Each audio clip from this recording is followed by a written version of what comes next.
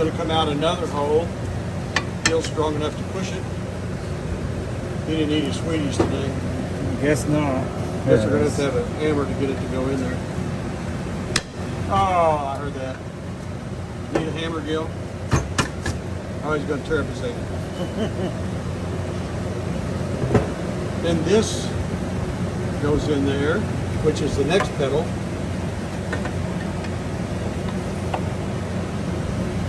And that's pretty close, Gil. So voila, you have a brake and a clutch pedal that are assembled, and for this bracket they're ready to go in. Now the reason we took this out was because the dash or cowl up under the dash was completely rotted out from water. We had to go in there and fix that so that it would mount up securely so it wouldn't fall out when you're putting your foot on the brake or gas pedal. Then on the ends there are some clips that go there, and you can see those holes that's right there. He's just centering them up where we can see them, but there's some bushings and clips that go on the end. So if you want to do this, you can do it yourself. All you got to do is be brave enough to get it through there and get it apart, clean it up. This is the Bronco that we're working on right here.